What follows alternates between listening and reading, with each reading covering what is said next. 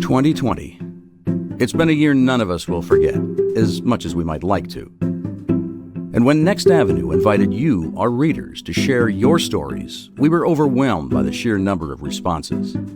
We were moved to hear how you've been finding inspiration, how your lives are changing, and what wisdom you have for us as we learn to move forward together in these challenging times. So to honor that, this is Next Avenue, telling our stories. Hello, I'm Katherine Sherif. I'm a 61-year-old physician. I was born in Egypt, but raised in Cherry Hill, New Jersey. In the U.S., I was the Egyptian, and in Egypt, I was the American.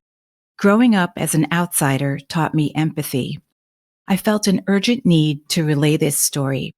I thought it was an unusual experience, and it surprised me. I did not expect to be comforted by religious rituals. Here is my essay, The Last Gift.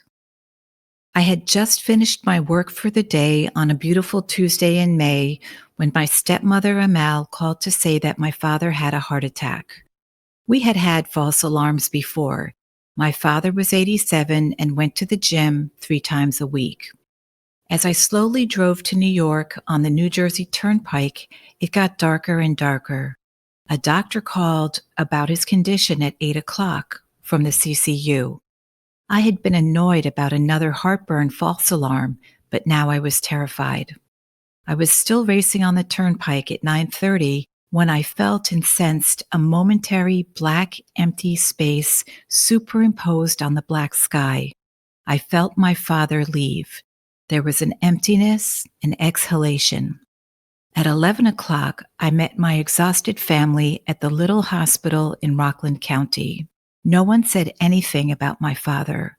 I pretended to myself that he was alive and that I hadn't felt him leave earlier that night. In the CCU, he still had the endotracheal tube in. I touched his chest, which had faint burn marks from the defibrillator. He was still warm. I sat by his right side and took his hand. He had the familiar disfiguring scar between his thumb and first finger from a lab accident in his 30s. He had died at 9:30. The next afternoon, we met at the funeral home in Sleepy Hollow. My brothers Gamal and Tariq and my sister Aubrey and I entered the lower level of the funeral home. My father lay on his back, naked, with a towel over his lower abdomen for modesty. He looked like he was in the middle of a nap, except for the rigor mortis that had his arms bent at the elbow. His skin, at 87, was so beautiful and smooth. Aubrey was crying and left. My brothers and I stood next to his body. An imam from New York City stood at his feet, which were over a sink. The imam said, "She can't stay here," meaning me. Gamal said, "She's our sister and she is staying." The imam said, "It is haram." Gamal repeated, "She's staying." The imam shook his head and then shrugged. Then he began to pray and said, "I will teach you how to wash your father." We washed him, soaping and rinsing, going in a prescribed order. It was soothing to soap up his smooth, strong chest and back and arms.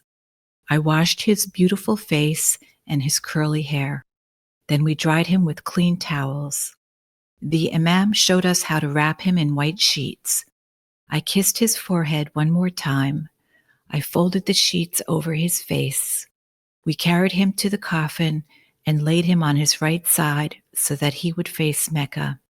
I did not expect this ritual washing to be comforting, but just something to endure. I felt it was an unexpected gift my father gave me. This essay is part of Telling Our Stories, a series featuring the voices of Next Avenue readers, with support from Aroha Philanthropies. To hear more stories and to learn more about us, visit nextavenue.org. Telling Our Stories is a production of Twin Cities PBS.